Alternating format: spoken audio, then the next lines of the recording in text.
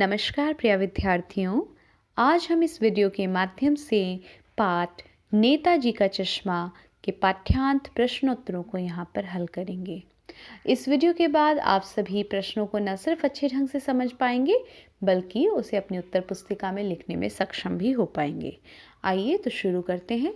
सबसे पहला प्रश्न है, सेनानी न होते हुए भी चश्मे वाले को लोग कैप्टन क्यों कहते थे? चश्मे वाला एक देशभक्त नागरिक था। वो कभी कभी सेना में नहीं रहा, कभी भी सेना में नहीं रहा, फिर भी उसके हृदय में देश के वीर जवानों के प्रति सम्मान था।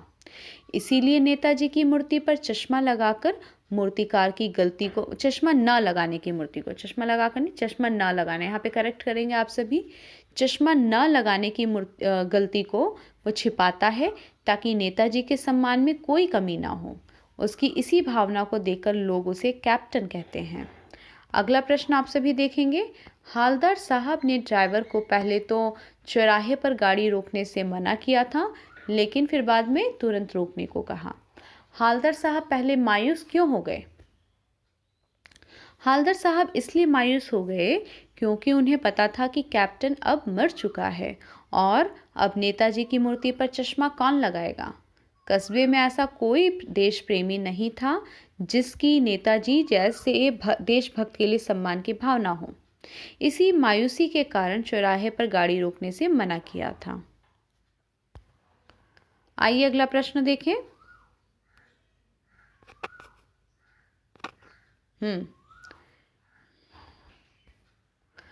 अगला प्रश्न पूछा गया है आपसे कि हालदार साहब ने ड्राइवर को पहले चौराहे पर गाड़ी रोकने से मना किया था, लेकिन बाद में तुरंत रोकने को कहा।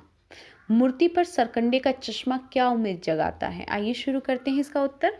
मूर्ति पर लगे सरकंडे का चश्मा इस बात का प्रतीक है कि आज आने वाली पीढ़ी के मन में देशभक्तों के लिए सम्मान की भावना है। भले ही उनके पास साधन ना हो, परंतु फिर भी सच्चे हृदय से बना वह सरकंडे का चश्मा भावनात्मक दृष्टि से मूल्यवान है। अतः उम्मीद है कि बच्चे देश एवं देशभक्तों के प्रति, अपने कर्तव्य के प्रति जागरूक हैं और भविष्य में इस जिम्मेदारी का निर्वाह करने के लिए तैयार हैं। हालदार साहब ने, अगला प्रश्न है बच्चों, देखेंगे सभी ध्यान से। अगला प्रश्न आपसे पूछा गया है कि हालदार साहब ने ड्राइवर को पहले चौराहे पर गाड़ी रोकने को मना किया था, लेकिन बाद में तुरंत रोकने को कहा। हालदार साहब इतनी सी बात पर भावुक क्यों हो उठे?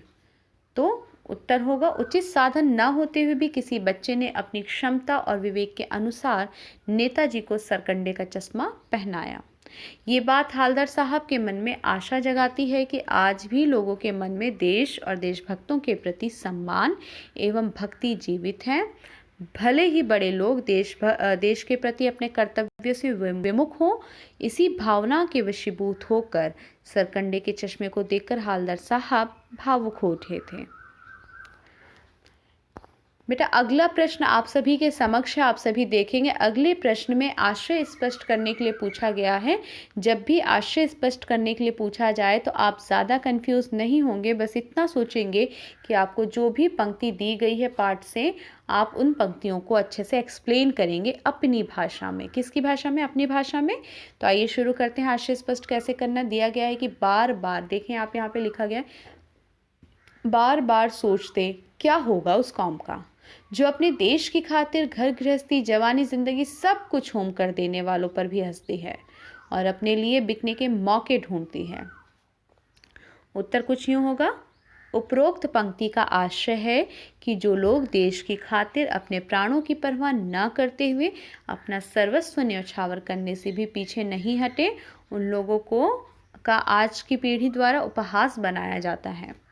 इस तरह के लोग अपने व्यक्तिगत स्वार्थ के लिए स्वयं को बेचने के लिए हमेशा तैयार रहती है, अर्थात अवसर मिलते ही अपने स्वाभिमान को भी भूल जाते हैं।